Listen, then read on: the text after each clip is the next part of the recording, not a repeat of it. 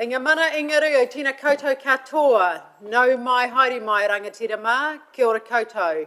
Good afternoon everyone and welcome to our council meeting this afternoon. Welcome to our community who may be joining us on Zoom, and I'd like to start our meeting today with a karakia. Can I welcome Petra?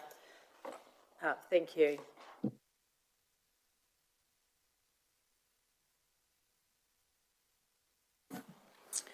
Mai e te tipua, mai e te tawhito, mai e te kāwhi o ngā riki, mai e tā whiwhiki ngā tua. Oi, ko takina te mauri ahua noa ki runga ki nei taura, ki runga ki nei tauira. Kia tau te mauri, ki runga ki nei taura, ki runga ki nei tauira, e tukuna no te whai oro o tāne te waiora, tēnei te matatau kā ke whakatū tārewa ki te rangi. Uhi wero tau mai te mauri, haumi e, hui e, tāi ki e. Kia ora, ngā mihi nui. Right, we have apologies and leave of absence today granted from Councillor Hickey and Councillor Dixon.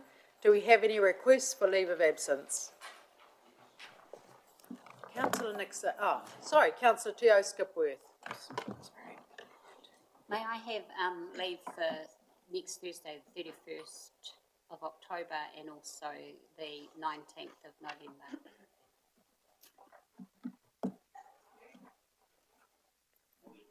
Councillor Harvey. Yes, thank you. 14th of November and the 21st of November, and also I need to leave early this afternoon, please. Thank you, Worship. Request for leave from the 25th to the 29th of November to attend a school camp. Thank you, Councillor Sean. Councillor Nixon. 14 to 17 November, please. Thank you. Happy to move from the chair that leave request be adopted. Second by Councillor Watkins. All those in favour, please say aye. Aye. Any against? Thank you. That's carried. Conflicts of interest. Can I remind committee members to address them as we come to them in the usual way? Item 4 is the confirmation of minutes from Tuesday the 27th of August and Thursday the 29th of September. The motion reads that the minutes of the council meeting held on Tuesday the 27th of August 2024 be confirmed as an accurate record, and the minutes of the meeting held on the 19th of September 2024 be confirmed as an accurate record. Do I have a mover? Thank you, Councillor Harvey. Yes? Yes, I'm able to, yes. Thank you. Yep. Do I have a seconder? Thank you, Councillor Kerr. Any changes or alterations to those minutes? I'll put that recommendation. All those in favour, please say aye. Aye. Any against? Thank you, that is carried. Now we move on to item 5, which is the mayoral update, and can I acknowledge everybody who has had a very busy month, who's helped me with so many engagements that we've been invited to. Be fair to say that Hiritonga Hastings is rocking and rolling and alive and well throughout all the things that are going on. We've had people arrive, and we welcomed Councillor Corbyn, myself, members from overseas to the Chardonnay Symposium held at Craigie Range, and it was incredible to meet experts in the field of wine and Chardonnay and how impressed they were with our district and our region. The presentation of the Pride of Workmanship certificates were held by the Storford Lodge Rotary Club, and that was an incredible evening, and I'd like to see that we could recognise some of our amazing staff next year at that awards. Wonderful Pride of Workmanship certificates to show the great work that's going on across our district in many, many industries. Turning of the sod ceremony at the main freight depot, there was a wonderful event, and Papa Jerry and Nigel and myself were invited to meet with the main freight crew to look at their new site in Irongate. We had a sneak preview of Solitary, the newest Hawke's Bay film by the Dream Big and Recognition Films, and Councillor Harvey and I attended that evening. We celebrated Tuvalu Language Week on the 29th of September, and of course, such an amazing way of celebration our Pacifica countries in this tiny little country of Tuvalu, but the vibrancy that was in this chamber on that Sunday afternoon was magnificent. We had the celebration of the 3R Group's 20 years in business, starting at Waiaroha, and Councillor Apatu and I attended. They are a national leader in sustainability and product stewardship and responsible for diverting many millions of tonnes of waste from across our landfills and across our industries every year, and we were very proud to attend their 20th birthday. The Punjabi Versa was held at Toi Toi on the 4th of October, our wonderful Friday night of colour, celebrate our Indian community and the Punjabi language.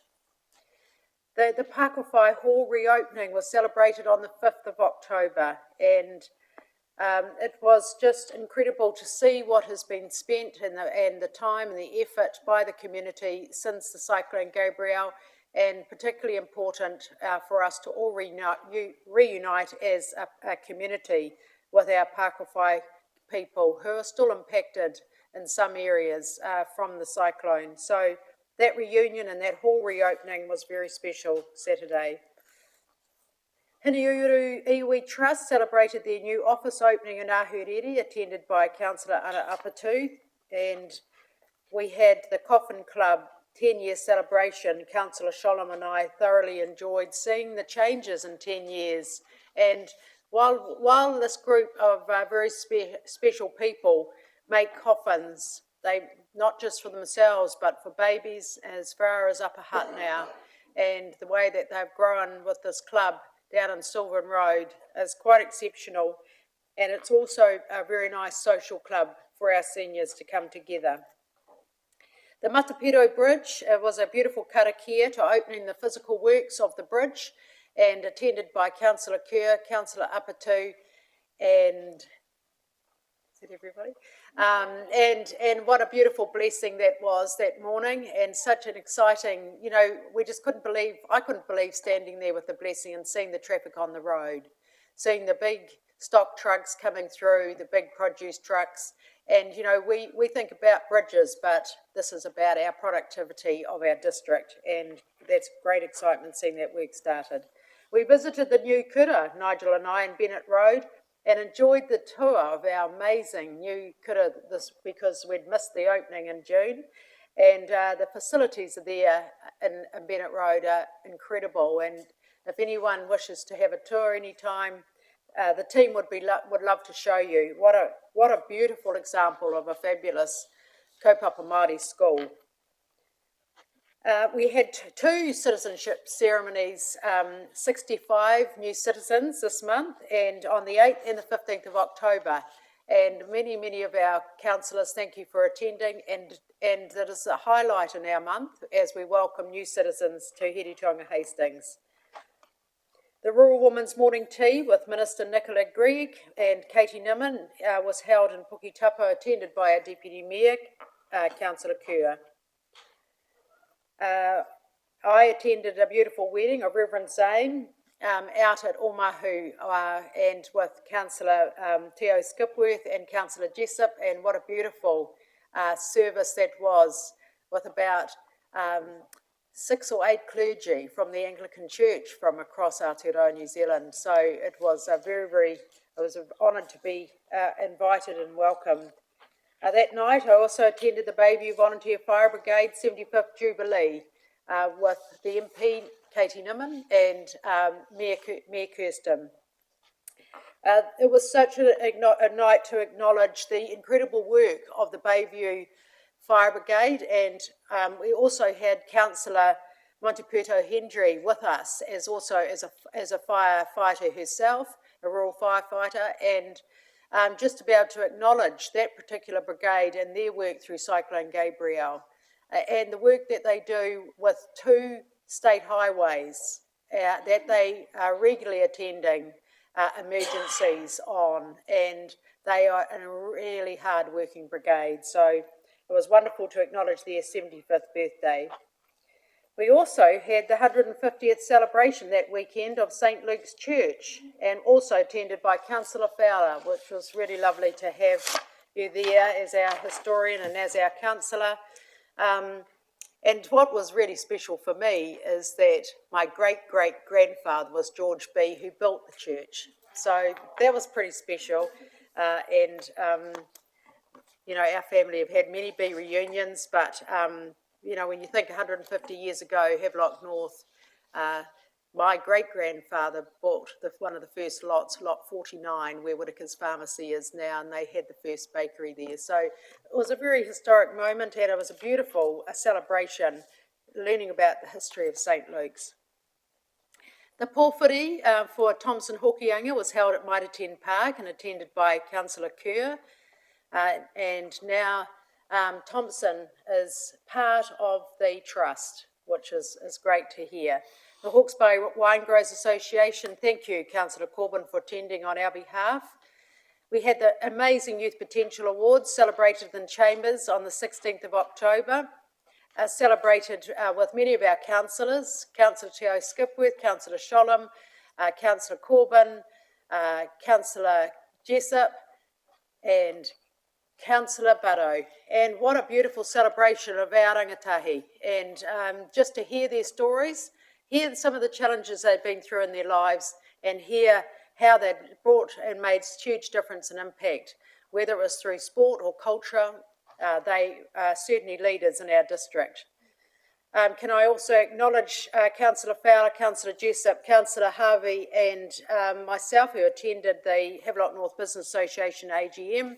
Really great to hear what the association's doing. And Councillor Sholem, of course, I've got you written here, and sorry. And both Councillor Sholem, Councillor Harvey advisors on that business association, and bringing their aspirations to our table is really important. So it was great to see. And on the same night, Councillor Badu attended the Secondary School Sport Awards for us, and thank you for that, Marcus. We also had the pōhiri, the beginning of work at Wharerangi Marae for Puketitiri, Glengarry and Dartmoor, and how exciting that was, and what a beautiful blessing and pōhiri that was for all our contractors, and I'd say there'd be up to 100, would you, Nigel, out there, and it was just amazing for them to understand about keeping themselves safe through this project work as they rebuild our roads after Cyclone Gabrielle. Councillor Lawson and I attended the Women's Refuge Elephant Hill Gala dinner and charity auction on Friday night, and what a beautiful event that was. And I just want to acknowledge the amazing work that our Family VIP and Women's Refuge do, both in Hastings and Napier. They're an incredible organisation. They go under the radar, and for be able to help raise some funds for them was a really empowering evening. The Waiata Music Awards, thank you for Councillor Jessup and Councillor Apatu attending. That was the same night, and Councillor Te Ao Skipworth. So we had I'm sure, in true form of Waiata Awards in Heritonga. It was a wonderful night. This week I attended the pōhiri for Glenn Varco, who is the incoming Foreign Emergency New Zealand Hawke's Bay District Manager at Pukimoki Marae. And Glenn, as we know, has been part of our Hastings Fire and Emergency for many years. He's worked with us on Ross Shield. He's a true legend, and we're delighted that he's got this high position in Fire and Emergency New Zealand for our region as a district manager. I enjoyed celebrating Diwali in my office with the beautiful sweets for us all to share. They're sitting there for everyone to help themselves, and this carries such deep and cultural symbolic significance for the Indian community. It is a time, and the event is this Saturday. Councillor Sholem will attend on my behalf, and it embodies the spirit of sharing and spreading joy, prosperity and love. The sweets symbolise the triumph of light over darkness, goodness over evil, and that is the essence of the Diwali celebrations, and we're very excited to welcome them again to the sports park, and I hope that some of you may also be able to attend. The AMP official launch and signing was last night. Now we have our deed for our three trustees, our mana whenua partners, Waipatu, AMP Society and our council joining together to look at the future operations vision and reserve management plan for the Tumora Showgrounds. And thank you to all the councillors who attended. And today we had the pōheri to have the show back and to see the hundreds of students down there today learning all about farming and farm practices and seeing all the things at the show. I know they're excited when I talk to them about all of the hurdy-gurdies and things, but I don't think the teachers were taking them along in those areas. They were going to look at all the poultry and the fish and the farming practices, and wonderful to have this beautiful show back on such a beautiful Hastings day. We had a meeting with Chair Simon Bridges with NZTA, and we're very, very grateful for the significant confirmation of the $53 million of funding for Hastings local roads at an 83% subsidy rate, financial assistance rate. So we're very excited about that. We won 2 national awards for Waiaraha, both with Water New Zealand, and the Best Environmental Project and Gold Award and the Best Design Awards for public, institutional and open design space. And that was a total of 6 national awards for Waiaraha. Who would have thought how incredible that is? And that is the industry taking these awards. That's not us taking Waiaraha to the awards. That is the industry leaders taking these to the awards, and we've won 6 national awards. So I'd say we've had a pretty good month, folks, wouldn't you? So that concludes my report for the month of work out there in our district and talking with our people and celebrating our great place. And I'm happy to move my report. I have a seconder. Thank you, Councillor Jessup. All those in favour, please say aye. Aye. Any against? Thank you. That's carried.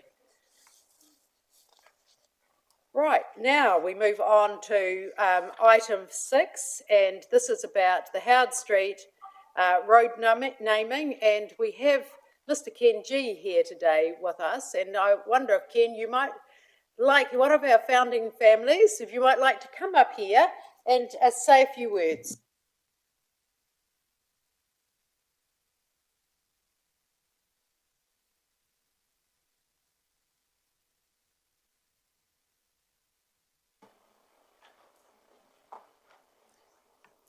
Here we are, and if you just speak into that, so you don't have to tell us. We've got all the history, but if you wanted to say anything else, you're very welcome to.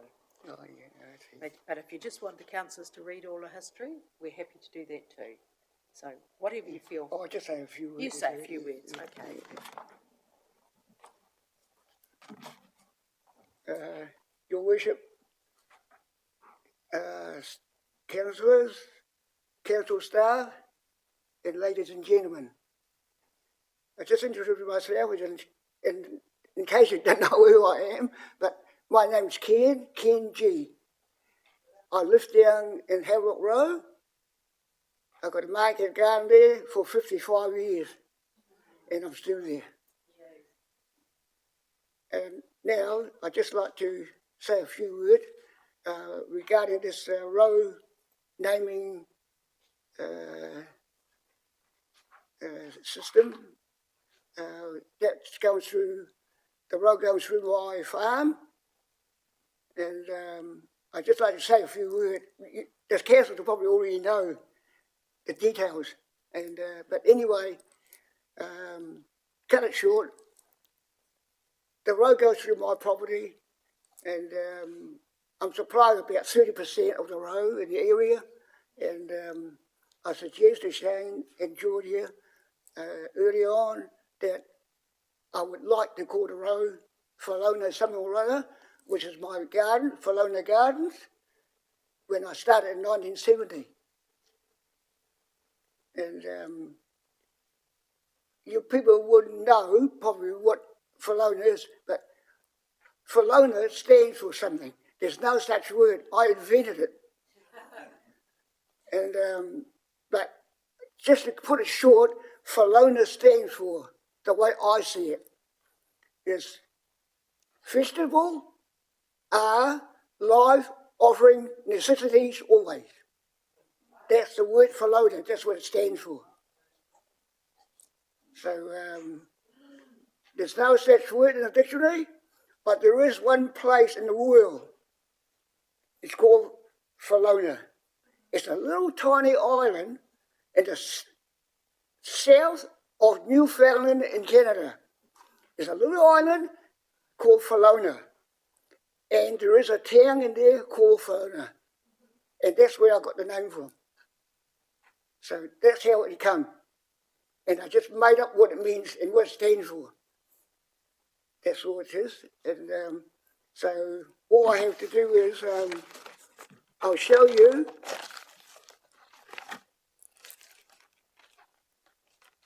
This is my original 1970 garden produce bag, and I had about 500,000 printed. They're all sizes, and that's my logo. Yeah, so if it comes to the point that council decided, let's call it Falona Row or Crescent or whatever, I will let the council use my logo. If it's called Falona Crescent, I will show you what it would look like. Yeah. Oh, I'll go somewhere. Yeah. That's what it would look like. Falona Crescent. It worked both ways. That way and that was the same. So that's all it is. Felt quite simple. You could put it on the street signs or anything. I will let council have the right to do it. Yeah. So anyway, it's up to the council to decide what you want to do. But that's just my suggestion, that's all. Yeah. And I'd just like to say that simply, you know, we've been back down in there for a time, and I used to farm 70% of the whole subdivision over 50 years. Only place I haven't farmed is Masters Orchard, Cooper's Orchard, and Kelly's Block because it's too low. I had the flower shop and all the way up to, virtually up to Windsor Avenue over the years. So that's why I suggested Shane and Julia that I would like to call it, I don't want to call it G Row, or, you know, because number one is non-family owners, different owners. And I don't want to call it G Row, because what about all the other 8? So I said, well, it'd be a good name you choose, Falona. It doesn't mean anything to anybody, only to me, that's all. And it's a neutral name, so that's why my thing is, my idea, I told Julia and Jane that Falona would be quite a fitting thing. As I said, I'm the only one who make a living out of the whole block except for Coopers and Masters. They've been here before me, but I'm not sort of just coming there in 2 or 5 years or something. I've been here 55 years. So that's why I told them that that's what I suggest. But it's up to council to decide. So that's all I have to say. Yeah. And I think the councillor and mayor and all people involved in the council, thanks very much for your consideration. So that's what I've got to say. Right. Thank you very much, everybody. Yeah. Thank you. So, councillors, I'd like to take questions to the officers. Thank you, Ken. First, foremost, and then we'll take a direction. Thank you. Any questions to the officers, particularly around the process or any part of the paper? Councillor Kerr. Thank you, Worship. Just very simply, Within that subdivision, are there going to be additional roads, or is this the full complement of roads within that Howard Street area? Thank you, Councillor Kerr. Through you, Your Worship. Yes, good question. It is the naming of two of the first roads, being the designated roads. There will be a number of roads that will come through as those blocks develop and as we receive subdivision consents. And looking at the land area itself, there will be plenty.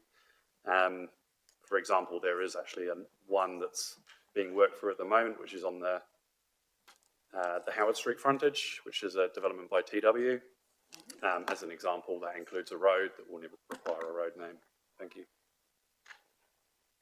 Okay, thank you. Councillor Fowler. Your Worship, if there are any other questions relating to this, am I able to move a recommendation or? Questions before we move into debate? Everyone's very comfortable with the paper? Okay, thank you. Yes, Yep, thank you, Councillor Fowler. I'm happy to take a direction. Yep, through your Worship, I'd like to firstly just mention very briefly about the Masters family. I thank Mr. G. Ken for his presentation. The Masters family, he there since 1889, took over from Thomas Tanner, founder of Hastings Financial Misfortune. Alfred Masters, and actually the government wouldn't like this, but they actually closed down the schools to help pick the hop garden, which went from Selwood Road, which the council renamed Windsor Avenue about 1911, right through to St George's. So Parkvale School was once part of the hop gardens, and I think the school actually was there for a while. Part of when it was demolished, part of it was given to St Matthew's. So the Masters family have had a large part of the contribution into the Hawke's Bay community. George Masters, Alfred's son, volunteered World War I, knew he would only last probably 3 weeks in the Air Force. Lester Masters, another son, was a poet and raconteur. So the Masters family have had a long association with Hastings, not only that whole block. So my recommendation would be for B, to have Masters, but to be called, and on the suggestion of my colleague, Councillor Montebello Henry, to call it Masters Crescent, and the second, which is the blue line, to be Valona. So that's, yep, I'd like to recommend that as a direction, Your Worship. Thank you, Councillor Fowler. Other comments? Councillor Apatu? Is it possible to also provide a supplementary recommendation that B, or option 2, number 3, remain on the table to consider for future road naming in the subdivision, please? Motion on the table. Do I have a second of a Councillor Fowler? Thank you, Councillor Watkins. So we'll deal with the motion on the table, then we'll come back to your motion, Councillor Apatu. Other views? Councillor Sholem? Thank you, Your Worship. Just a procedural question through you.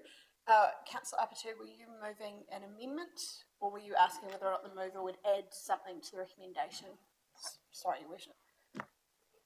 Were you moving an amendment? Were you? No. Ideally, if that gives it more strength, an amendment.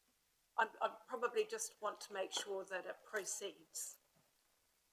I'll ask I would Mr. like Cameron for process advice. Thank you. Through Madam Chair, an amendment can't be an opposite or a negative to the substantive motion on the table.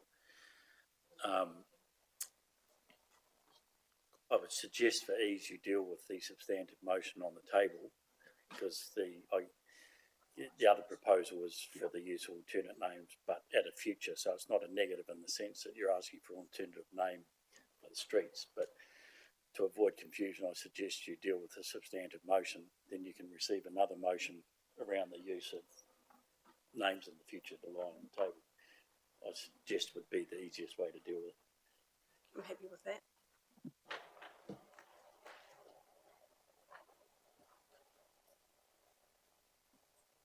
Just the Chief Executive's conferring with the planners.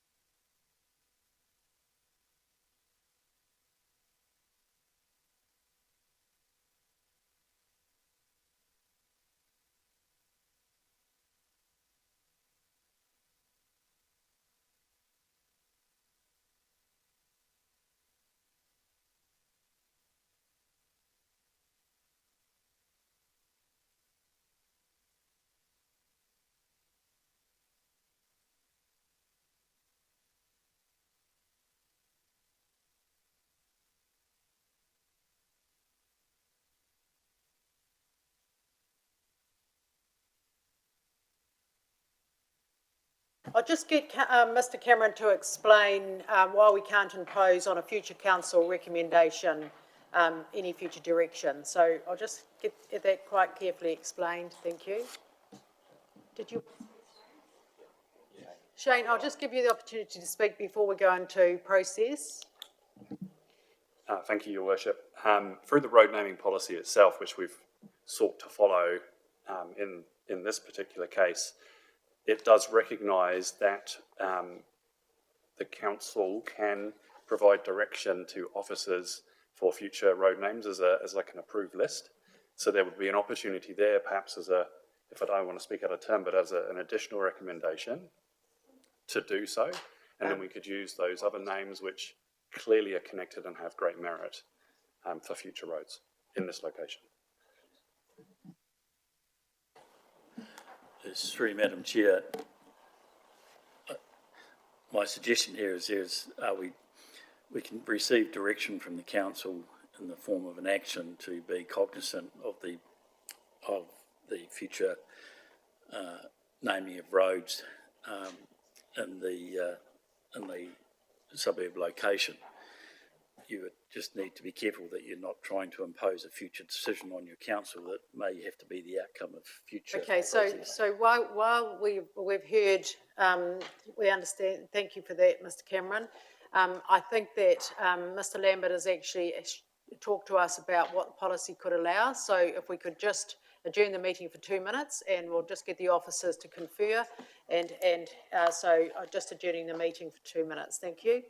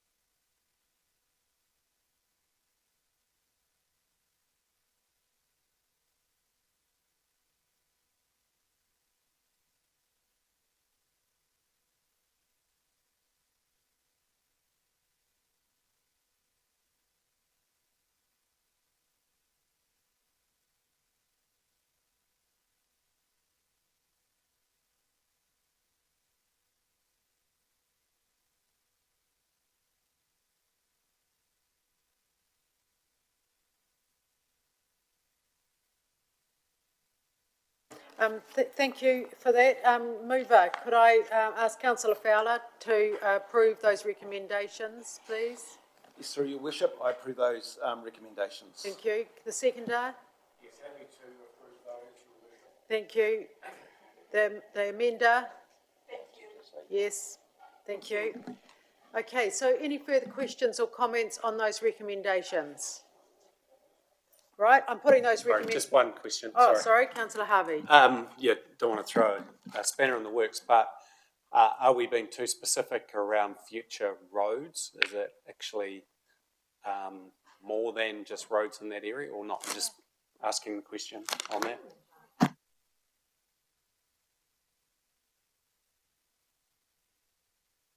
One moment, please. Through the chair, thank you. Just a question to the officers.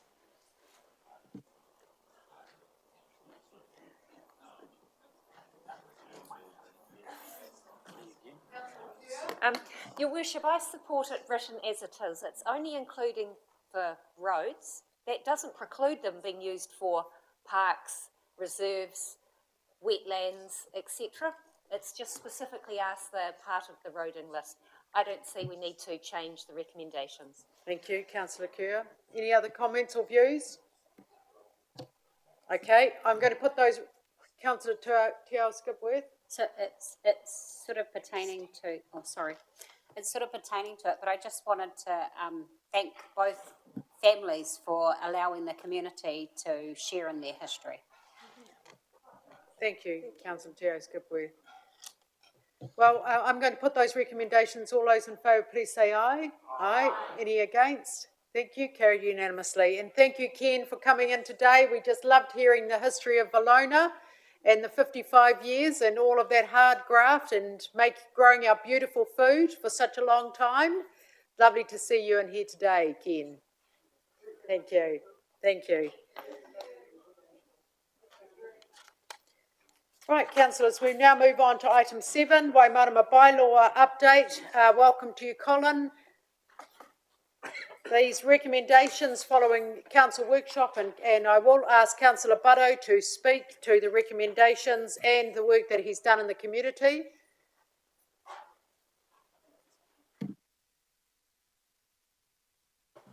Do you have anything to speak to the paper first before I invite councillor Butto to speak about the community's proposal? Mr Hosford? No. Thank you. Councillor Butto. Thank you, Your Worship. I think, councillors, we all know how contentious an issue this has been, and I've got to thank staff for their work in going through 3 consultation processes, probably thousands of submissions, lots of conversations, lots of meetings in Waimarama. And we've gone through 3 rounds later. We've had a split community and no clear way forward for the bylaw that was proposed. At a community meeting in August, the community came together to decide that it wanted to find ways to bring it together rather than push it apart. And this came after some pretty heated discussion and a huge interest, and a community group was formed. What impressed me the most was that this community group, chaired by Sophie Sears, managed to come together and work out a compromise. I wasn't sure that it was possible, but they managed to do it. They have traversed some very sincerely held beliefs, some very sincerely held positions, and they have found a way to arrive at an agreed position. It's quite a proud moment, I think, for the community to take on a challenge and find a way to bring itself together. So before us here, we've got a resolution to hold on the table the proposed bylaw while staff work through the community's proposal, and I believe that the community's proposal deserves a chance to get off the ground, to be fully investigated by staff, and to go back for wider consultation. So, Your Worship, when it's appropriate, I would be very happy to move the recommendations as they stand. Thank you, Councillor Butto, and thank you for your work with the community. It's wonderful to have that community engagement consideration. Councillor Harvey? Yes, thank you, and thank you for the work that you've done too, Marcus, on this. I just want to be assured that I raised a concern yesterday about some of the consultation with property owners that are tied up with excess concerns, that will be addressed as soon as it possibly can, please.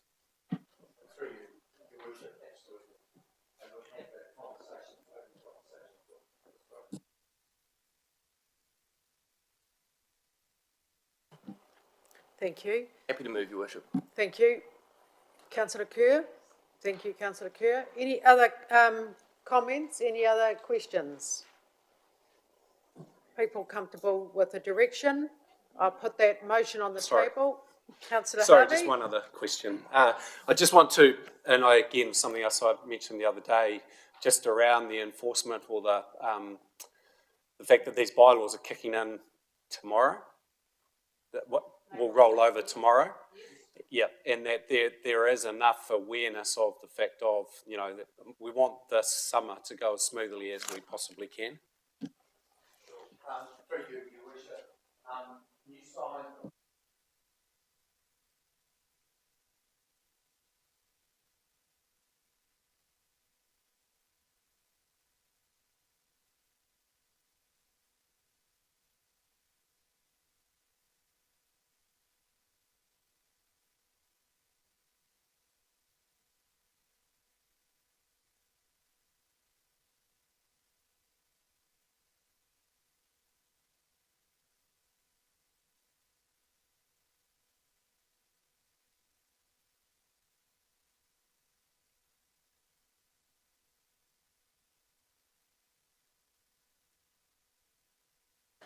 Great, and we are relying on our community to enable a happy and safe Waimarama season.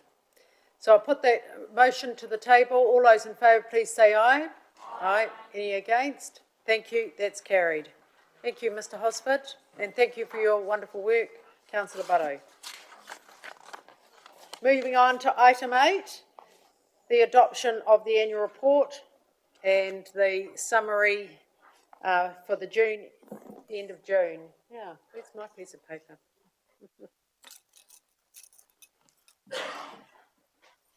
Councillor Fowler. Just like to recognise once again the sterling work done by our accounting team and the glowing report given by the external auditor which attended our performance and monitoring meeting the other day, and happy to move the recommendations, Your Worship. Thank you. Do I have a seconder? Councillor Nixon. Thank you. Excuse me, Your Worship, we've got a couple of changes to the recommendation. Oh, great, thank you. We'll just hold those recommendations. There is a couple of changes. Apologies. Just a couple of changes to the recommendations. One is just the insertion of the minutes from the risk and assurance for them recommending that the accounts be adopted. And the other is on advice from audit, we've added in that council resolve for you to sign the letter of representation to the auditors as part of that process. Mover and seconder, are you comfortable with that change? Would you like to speak to the motion, Councillor Fowler? No, Your Worship, I think I've said enough. Thank you. Councillor Kerr? Mr Chief Executive, would you like to have an overview on the annual report? Just very briefly through you, Chair, yes, just to acknowledge that it's been a pretty challenging year all round. Following Cyclone Gabrielle, the numbers speak for themselves. The numbers tell interesting stories. It kind of highlights, just the significant impact from Cyclone Gabrielle, but also the response of the organisation, capital delivery of circa $180 million, huge investments in, roading, transport, recovery, the start of the voluntary buyout process, as we know, a lot of that. So, I won't labour the point other than to acknowledge it's a year that's very reflective of and been largely dominated by Cyclone Gabrielle, but also just extend my thanks to the finance team who, very glowing report from the external auditors. So my thanks to Graham and Jess and Aaron and all the finance team. Always a lot of work in terms of the annual report process. So thank you very much.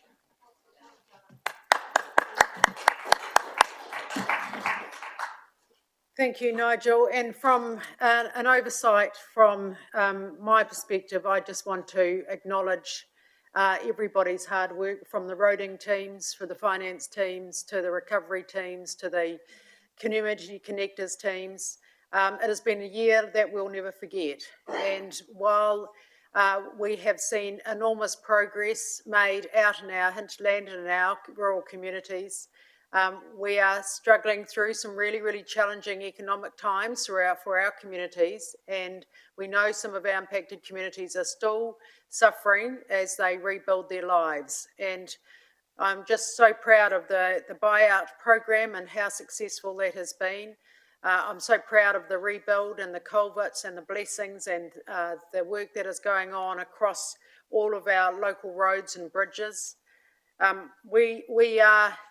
We celebrated 150 years through the last year, and we had a year of celebration, and we think about our forefathers and they set up Hastings, and you know how vulnerable we are, and natural disasters like we saw with Cyclone Gabrielle, and how preparedness and readiness is at the forefront of our minds.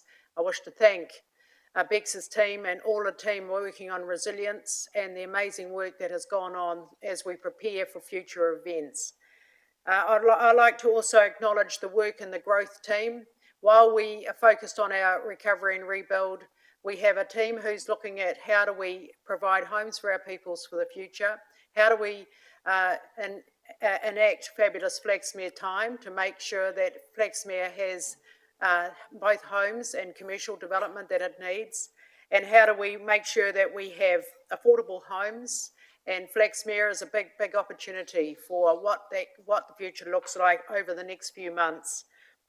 And so we have a big commitment to our members of our community, our ratepayers, about affordability, about making sure we're delivering levels of service, and that has been an enormous challenge for us as a governance table over the last year, as we have confronted the enormity of the rebuild of $800 million for Cyclone Gabrielle, and how we are grateful to the Crown for additional funding, and how we use that and make sure we get those roads and bridges built back in a very timely manner, and it doesn't drag on for years and years ahead. So there are so many things to be proud of as we look at our annual report, and we just want to acknowledge the enormousness, and I wish to thank the governance table for all your hard work. You're sitting at this table at this time in your lives, that you'll always remember that you're a part of Heretaunga Hastings and Te Matua Māori's rebuild after Cyclone Gabrielle. And we've had many, many challenges to overcome, and we're grateful to our teams and to each and every one of you for helping with that rebuild. And that is enough from me. I now have a mover and a seconder, and if anyone would like to add anything, very welcome to hear from you. If not, I'll put those recommendations. All those in favour, please say aye. Aye. Any against? Thank you, that's carried. What a year that was.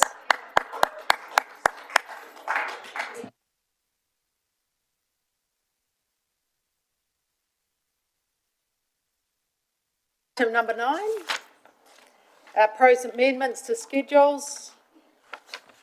There are a few changes, two new council meetings. We thought we were winding down, but we're winding up.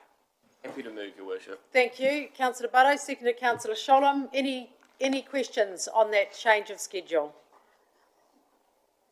No. I'll put those recommendations. All those in favour, please say aye. Aye. Any against? Thank you, that's carried. Plan change 5, welcome Anna. Thank you, Louise. Recommendations from the Hearings Committee, and what a huge amount of work this has been.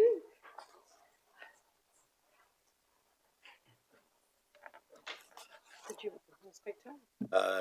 Through you, Your Worship, just a couple of opening comments from me before we get into Plan Change 5.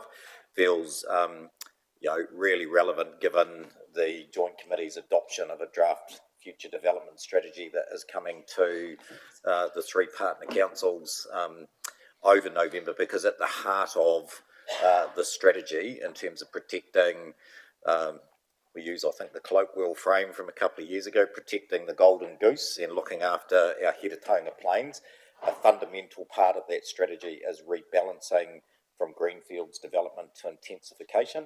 This council, and I commend the governors, have made some really big calls in the last few years. If we want to achieve that, we had to confront our network infrastructure, and as you know, we are many portions through building new spine infrastructure around wastewater capacity that frees up network capacity in our CBD, and a really critical part of it was Plan Change 5 in terms of the settings that enabled quality but enabled intensification of housing in our existing urban footprint. So this has been a massive piece of work. Just acknowledge that for Rowan, Anna, the team, but also for considerable engagement from the community in terms of public submissions, hearings, and to the point today in terms of the consideration of the adoption following the hearings of Plan Change 5. But on that note, I'll hand to you, Rowan and Anna, if there's anything further you want to add. But it is a significant piece of the architecture for enabling the sort of future that you've set as a governance table, and really importantly, taking that pressure off our Heretaunga Plains and our most fertile soils. Thank you, through you, Your Worship. I've just got a brief presentation just to highlight the main changes between the plan change when it was notified and as it is now recommended by the Hearings Committee. So just to remind you about the purpose of Plan Change 5, it's to increase the supply of housing, to meet government legislation and directives, and obviously to protect the versatile soils that surround our urban areas.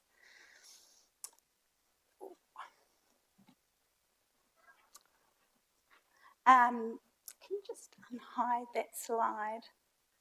So as recommended, the medium density zone is shown here in bright yellow.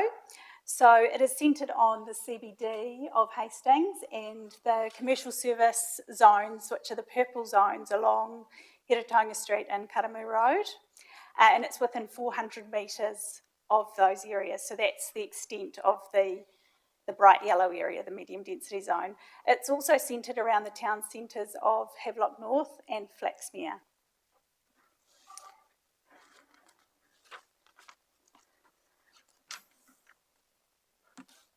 So the zone, as now recommended, is much more contiguous, and it's the provisions and the zoning are much more transparent. So the medium density zone is for medium density housing, and the general residential zone, what we have done there is we've removed provision for the enablement of comprehensive residential development or medium density housing. And so we've only allowed it in our new urban development areas, which are in Howard Street in Hastings and Brookvale in Havelock North. So in the general residential zone, we've retained the existing densities there of one residential unit per 350. You can do higher density developments, but they require a full discretionary activity. So it's a much higher bar. And if those development proposals have site sizes lower than 300 square metres, the Hearings Committee have recommended the inclusion of another provision that requires those proposals to be publicly notified so that it would go through the hearings process and the residents in those areas could comment on those proposals. So in the medium density zone, permitted activities are one residential unit on sites less than 500 square metres or 2 units on 500 square metres or greater. If you want to have between 3 or 15 residential units on a site, you need a restricted discretionary activity from council. And anything more than that, 15 or more residential units, is a full discretionary activity. So again, the bar is raised higher.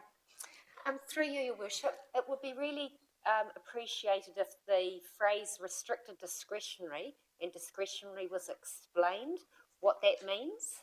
It's a term I know planners use, but the general public won't know what that means. Of course, yes, through you, Your Worship. So the restricted discretionary activity, it means that the council can only consider certain matters when it considers those activities, and those matters are listed in the district plan and the assessment criteria. So it constrains the decision making in terms of what is considered for those developments. Whereas where it's a full discretionary activity, any matter can be considered in the assessment of those proposals and those development applications. So in terms of affected parties and notification, those assessments are undertaken for those full discretionary activities, or where you've got a restricted discretionary activity, if that development doesn't comply with one of the performance standards of the zone, then affected parties and notification is considered at that time. So the Hearings Committee have recommended a few changes to the performance standards in the medium density zone. They've reduced the height from 11 metres to 10 metres, removed the road boundary recession plane, so that pushes height towards the road and away from neighbouring properties. They've retained the 3 metre front yard rule, but allowed for some specific intrusions, but also required landscaping to soften the built form. There's changes to the glazing rule so that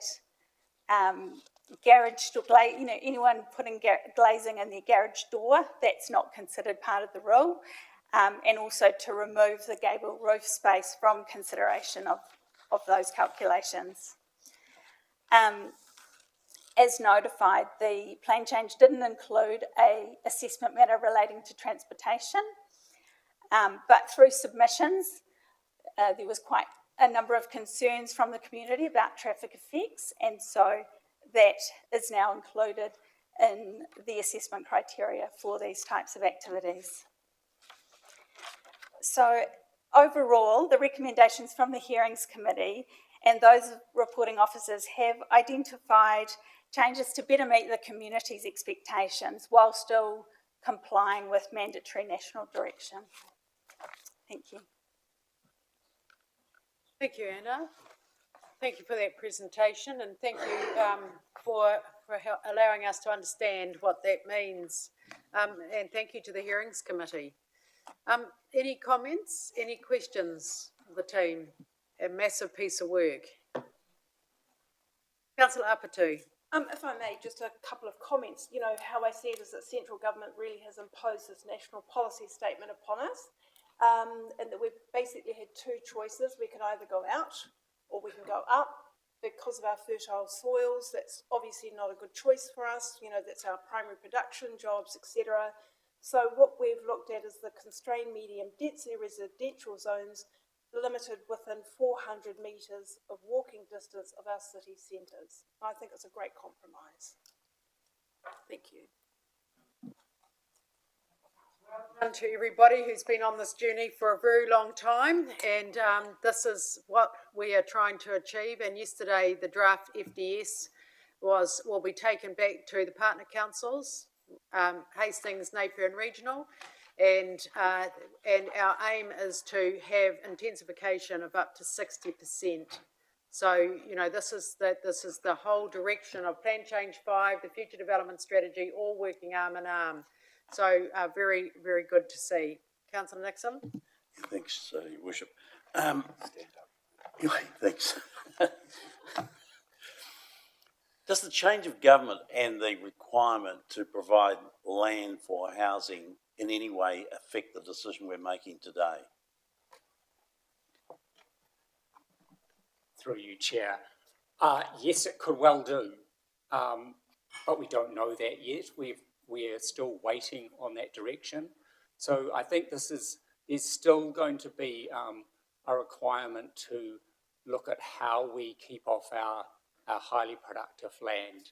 And both sides of the House have made that comment that we need to look at highly productive land.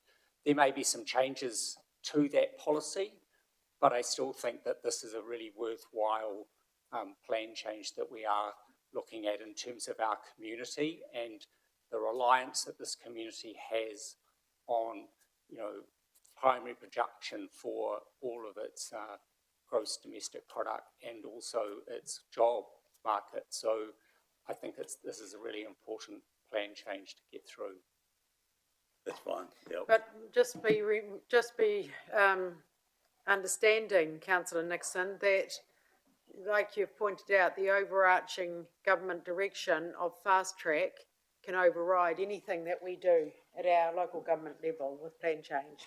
So fast track, as you've heard, what has been in the recent fast track in terms of development, that overrides our decision making. Sorry, I was simply trying to make sure that was in the greater arena. Councillor Butto. Thank you, Your Worship. Reading through the plan change, it gave me an appreciation for what the Hearings Committee had to work through and what the staff had to do and what a huge effort that was. Look, I think it's a critical part of both the future development strategy. It's critical to making sure we've got a choice in our housing, enable people to build more affordable housing. There's a whole bunch of really good reasons to do it, not least of all it gives landowners a choice of who to sell to and increase value. So it's, I'm happy to move the recommendations, Your Worship. Thank you, Councillor Butto. Councillor Harvey. Yes, and thank you for all of those that have worked on this. Just relating to changes to water provisions and stuff going forward, is there anything in this that we can do to future-proof it, or is that covered? Does it need to be within it? Was it considered at all? Thank you. Through you, Chair. Yes, it has definitely been covered. We had Brett Chapman, who's looked at all of the constraints, the infrastructure constraints, as part of the foundation of this plan change. So while this is an expansion of our medium density area, it's also an area within which we can confidently, service. So that has definitely been a central consideration. I might rephrase the question a little bit more around is there a provision or around smart metering? Could that form part of this or not? So that will all be considered with our infrastructure strategy, whether you do smart metering. All of that is going to be considered in the Local Waters Done Well policy. That's relating to new builds. So I understand that that's what we're doing for the whole of our district, but I just wondered whether this provides us with a tool to be able to do something for what is, infill housing. Through you, Chair. I don't necessarily think it provides us with a tool, but it obviously the impacts of more intensive use of housing does make servicing easier, does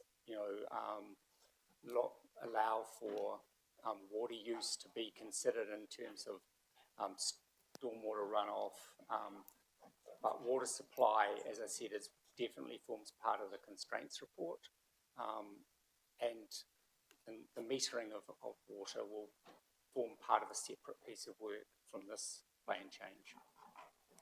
Did you want to add anything?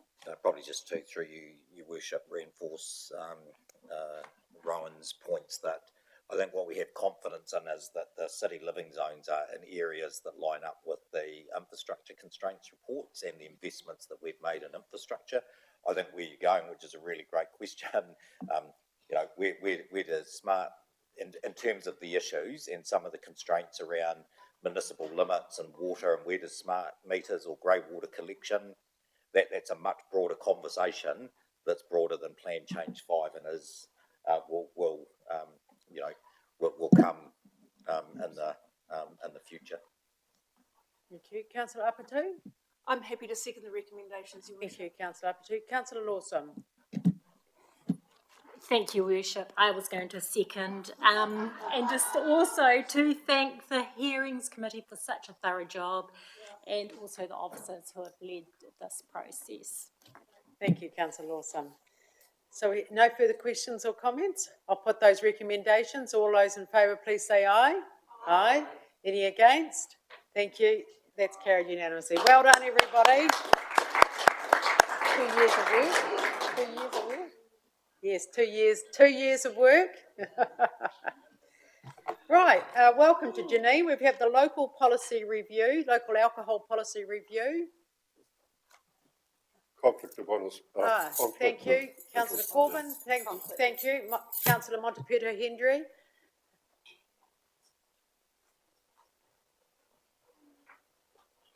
Welcome, Janine and Tony. Do you have an update on your report?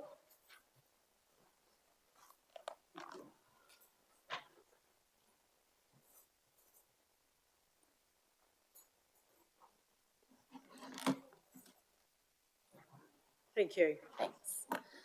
So I'll keep our presentation today relatively brief because I know I've had a workshop with you all already.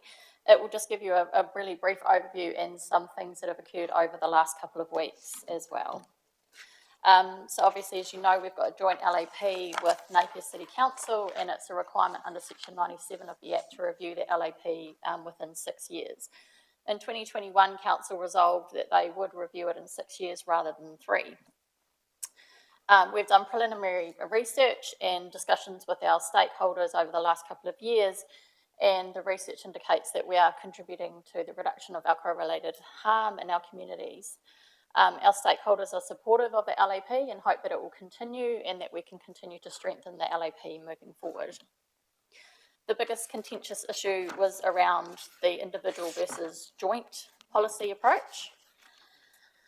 As per my report, an individual approach is a lot more efficient. It gets rid of the complexities of a joint process. It reduces our reporting by 4 lots of comparative analysis, which would be required through the process. It would reduce the need for coordinated council meetings and probably extra full council meetings, and the need for closed meetings when those meetings do occur.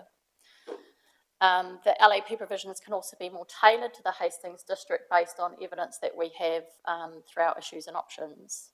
Future reviews or changes will be more easily completed, and the 2 council processes, although they will be run in parallel, don't need to match exactly.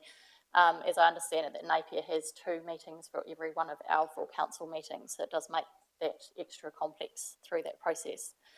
However, the policy can still be consistent by having 2 individual policies, and as a development since our workshop, Napier and ourselves have had discussions around a joint governance group that could potentially be set up, as well as a terms of reference to ensure consistency between the 2 policies moving forward. Some potential disadvantages was there would be no longer the split of the legal costs. However, we do envisage that those would be very minimal through the process now the appeals process has been repealed.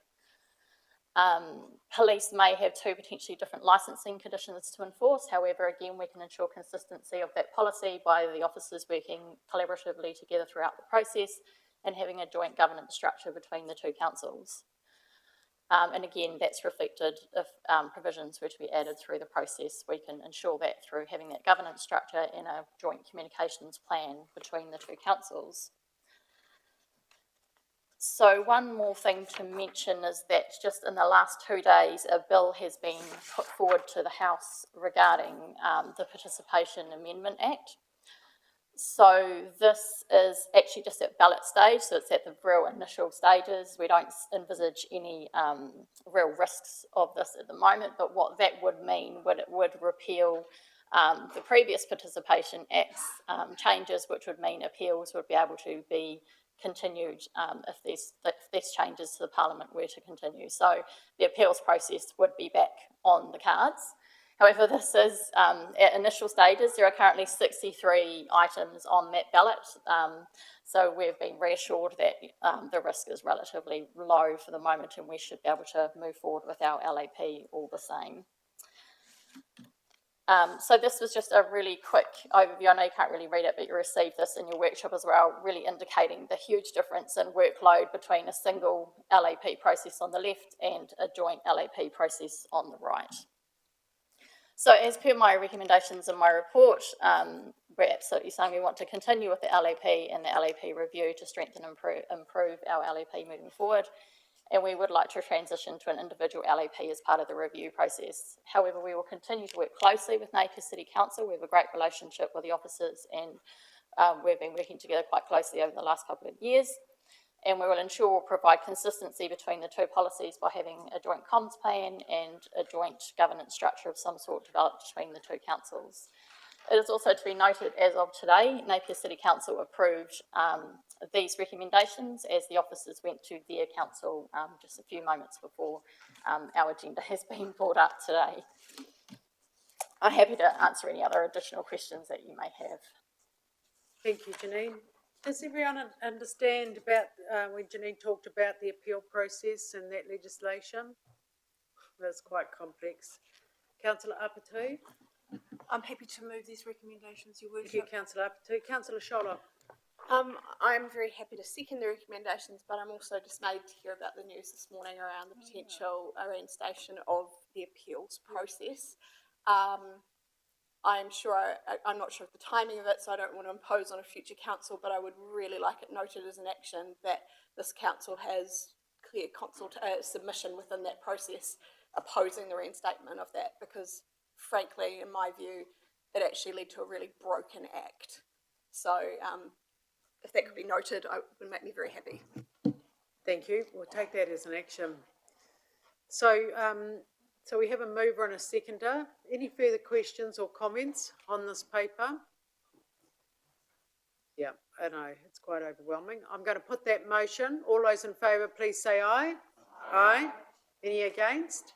Thank you. That's carried. Thank you.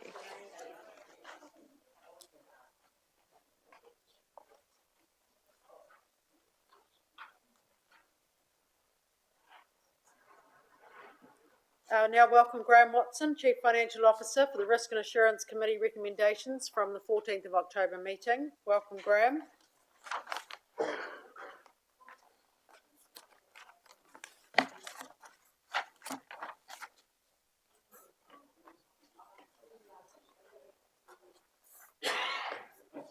Would you like to just highlight some important parts to that? Yeah, through you, Your Worship. The whole recommendation is based around the fact that we haven't yet got all our insurance renewals through. The key reason for that is our material damage and business interruption. Every 3 years we go out and do a full revaluation. This is that year, so it's just taking a little bit longer than we'd normally have done. And we're still waiting on our bridge insurance. They're the two big ones coming through. Bridge insurance we've got a meeting on next week. So essentially the recommendation is to give the oversight and approval to the chair of Risk and Assurance, and then following that, we then bring a full report back to council and show the full suite of insurances and cover that council actually has. Unless there's any questions on that. Any questions, Councillor Kerr? Yes, I was at the Risk and Assurance Committee and very supportive of the work that's been done. But in retrospect, I would like to tweak the recommendations slightly by adding, as well as trying to find the words, as well as delegating authority to the chair of the committee, Mr. Graham McGlynn, we add and Michael Fowler and Councillor Fowler, I just think it would be beneficial to have a councillor also giving that final oversight. Very comfortable with that direction. Thank you, councillor Kerr. Councillor Sholem? Your Worship, having also attended that meeting, I would like to support Councillor Kerr's recommendations. I'd be very happy to second those. Okay. Thank you. So, any further questions to Mr Watson? We have a mover and a seconder. No, I'll put those recommendations. All those in favour, please say aye. Aye. Any against? That is carried. So, were you comfortable to sorry, Caitlin, were you comfortable to add Mr Fowler on there? Thank you. Just clarify something, Madam Chair. Yes, certainly. Is that Councillor Fowler or the chairperson of the Performance and Monitoring? The chairperson of Performance and Monitoring. Whatever is most appropriate. Again. Not that we might not be doing it again, we just don't know. Thank you very much, that's very good. Right, welcome to Tony Maranui, Consents Manager. This is the waiver of building resource consent fees for cyclone recovery residential building work. Welcome to Tony. Sorry, excuse me, Your Worship, I'm conflicted in this as well. Okay, thank you. Councillor Montepudi Hendry has left the table.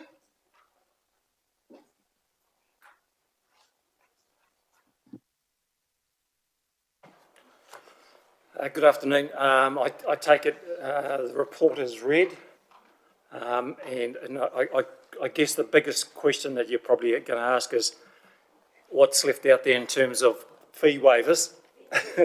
Fee waivers, and I've spoken to the VBO, the connectors, the cyclone recovery team. We've even sent an email out to the building industry to inquire about potential builds they may have that are cyclone affected. Essentially, no one has any direct knowledge of any of those that are affected. No one's actually been approached by those in the cyclone area saying, oh, when's the fee waiver closing, etc. So there's no direct knowledge of people queuing up or asking that particular question. But I guess the best formula I've come up with is talking to the cyclone recovery team. So what they've done to date, the cyclone recovery team, they've basically inspected 576 placarded houses and cleared them, turned them to white placards. Out of that 576, 66 of them had building consents. So that equates to approximately 12%. So we're looking at 12%, I guess. So what's left out in the field in the cyclone, I guess, affected areas is a remaining 276 yellow or red placarded properties, and that's in category 1 or 2. So applying that basic formula of 12% to those remaining houses comes to approximately 30. So 30 houses would probably be the top or the worst scenario that are left out there. Currently, we're averaging 3,500 per consent, building consent that is. So if those 30 people were to come in, I guess over the next period or so, that would equate to another 100,000. And that's the best formula I've come up with, and it's probably accurate, reasonably accurate as can be. Yep, thank you, Mr. Maranui, and through you, Your Worship. So, take the report as read, but at a macro level, you decided to assist affected homeowners. You made a provision of up to $500,000 unbudgeted expenditure. We've incurred $284,000 to date. You've extended the timeframes, review it again, and I guess the judgment now, and thanks for the work that you've done, Mr. Maranui, in terms of what might be in front of us is pushing it out till the end of February, which is really 2 years since the cyclone, and I guess at some point the judgment for the governance table is what's a fair amount of time that is available to those most affected homeowners to get financial support with the waiving of their consent fees. So that's the judgment that's on the table. End of February, and you know, potentially up to another $100,000 worth of costs that would take, you know, the total unbudgeted to about 400,000 if that materialised. Thank you. Councillors' views, comments? I mean, so, you know, that end of February is the end of the 2 years, but we know that there are people, and we've heard that today from Mr Mananui, that are still in this process, so of trying to get themselves, whether they rebuild, how they rebuild. So, you know, it's very hard to capture everybody. Councillor Kerr? Just seeking some clarification. I support where we're going with this completely. Recommendation D, that council approves the payment of any costs arising because of the foregone revenue. What would those costs be? I just don't understand the recommendation wording, sorry. I think it's just continuing what the recommendation's trying to do is there are costs associated with consents in terms of processing and inspection in the event of more applications coming in. You're simply agreeing that we're going to continue to be treated as unbudgeted expenditure. Thank you. I was reading into it more than necessary. Councillor Lawson? Thank you, Your Worship. I have a couple of questions. I'm just wondering if for any reason there was someone who did qualify for the waiver of consent fees and they, for whatever reason, couldn't make their consent application by February, is there an opportunity that's brought back to us, or do we need this closing off period by February to actually encourage people to make sure that they've made up their mind by that stage? And the other question also is about D, actually, because I'm just wondering, when I read it first, I wondered whether that was making sure it was only up to 500,000, but it sounds like we'll be well within that figure. I think a really key part through you, Your Worship, is obviously looking to promulgate this, a system that's available, the timing through all of our channels, our connectors out to all of the affected properties.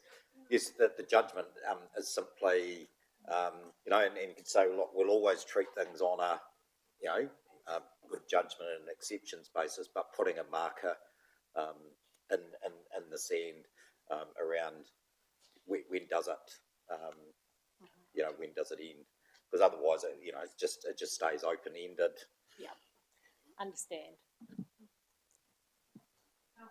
Theo Skipworth? Thank you, Your Worship. Happy to move the recommendations A, B, C, D. Thank you. Do I have a seconder? Councillor Jessup? Did you want to speak to your recommendation? Oh, just to say that even though it's unbudgeted, it's unforeseen what's happened to them as well. Thank you. Thank you. Councillor Jessup, did you want to speak? No, thank you. So any further questions? So what we're doing here is we're saying, the end of 2 years, this is the stake in the ground, this is where we think that we've captured the majority, and there's always going to be people out there. I heard one the other day that's only just got their insurance now after all that time. So, they're a long way off from either deciding what their future will, whether they build back and get a consent or not. So, we're not going to capture everybody, but this is like, how do we actually determine that there is a time, and what does that time look like, and whether 2 years is fair and reasonable, and that's what the paper is asking us. No further questions. It is still very, very delicate for some of our families out there, but we have seen a huge amount of progress in many of our impacted communities as well. All right, I've got a mover and a seconder. If there's any further comments or questions, anybody, I'll take those, but otherwise I'll put the recommendation. All those in favour, please say aye. Aye. Any against? Thank you, that's carried. Thank you very much, Mr Mananui. Item 14 is a request to receive under Local Government Official Act, Meetings Act. Thank you, Louise. We've had a quieter month with Ragoimas this month. Your Worship, happy to move the report. Thank you. We have a seconder. Thank you, councillor Butto. Any questions on the Just waited till Lagoima it's sat down. request? Councillor Sholem. I may be putting officers on the spot here, but I'm really interested in the Lagoima request around the use of artificial intelligence. Do we have any more info on that, or is that best taken offline? Through you, Madam Chair, just casting my memory back a bit. I think they were asking how council may use artificial intelligence in our operations, but I'd probably need to double check that. Okay, we'll take that as an action. Thank you, Yeah, councillor copy. Sholem. Copy. Councillor Kerr? Just haven't turned my button. Oh, okay. So we have a move and a second. I'll put that motion. All those in favour, please say aye. Aye. Any against? Thank you. That's carried. Now we move a recommendation to exclude the public, and I'll ask Mr Cameron, please, to discuss the three matters and why they should be in public excluded. Those three, Madam Chair, so matters recommended for public exclusion. Today, one relates to lease negotiation process of council properties, commercially sensitive information of council and tenant. So recommended to be discussed in exclusion. The other item, there's two lease matters in that situation, and the other item relates to the chief executive, and again recommended to be heard in exclusion.